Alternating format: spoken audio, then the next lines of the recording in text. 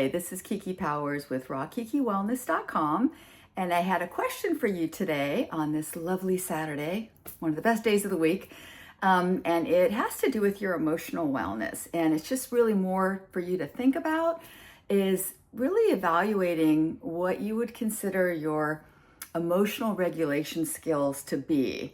And the reason I ask this is because it's a really important part of emotional wellness that we actually retain control over our own emotions.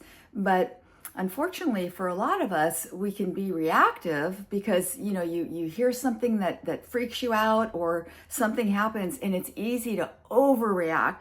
But what happens is we give a lot of our energy and our power away when we do that, when we act beyond what's appropriate for a given circumstance.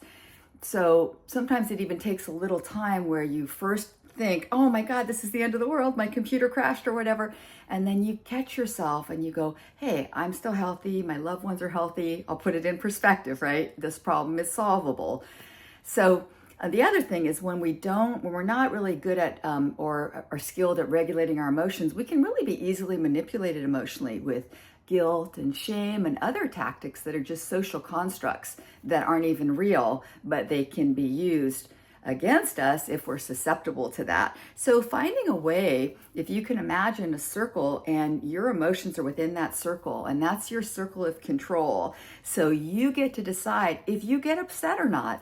And one of the great tactics, and this is the key tip in the video, is that when something happens, somebody says something, or there's an event or a situation, and you find yourself starting to hyperventilate and you feel your face heating up, and is to just stop and breathe, right? There's a reason why breath work is like the central component of yoga, is because it's so valuable for de-escalating our autonomic nervous system and helping us reclaim our serenity and our power. It's all in the breath. So next time when you're in that moment, if you can think just to draw a deep breath, fill the diaphragm, really have a nourishing deep breath, preferably several, and then just sit for a second and reevaluate, and you may find that you now have your emotional power back, where you get to make a reasoned decision about how you'll react. And this is important because this is a key part of your wellness, because if you're unhappy or having trouble emotionally,